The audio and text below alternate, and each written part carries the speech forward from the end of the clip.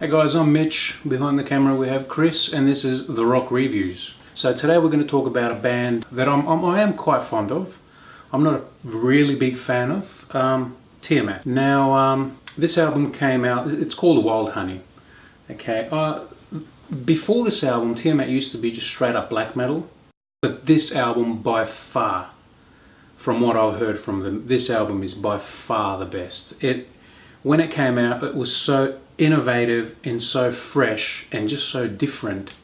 I'm wondering how they had the balls to do something as innovative as Wild Honey. We've got Gaia on this album.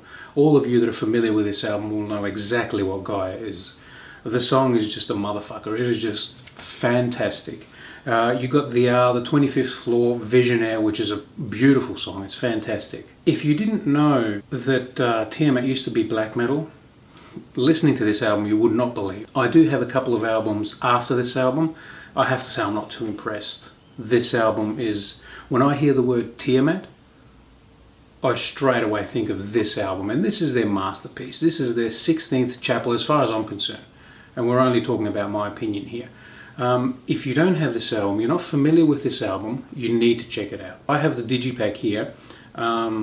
It's the album and live in Stockholm in '94. The artwork is amazing. The songwriting is amazing. You just need to go and check it out. So I'll give this album a 9 out of 10.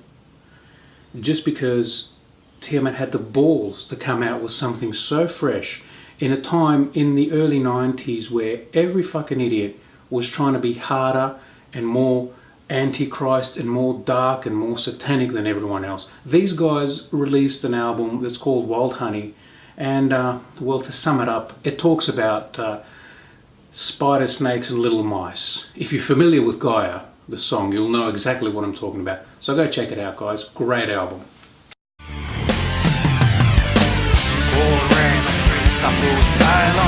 Silence burning on fire. I feel that hell is coming for me. If I don't change, then I will surely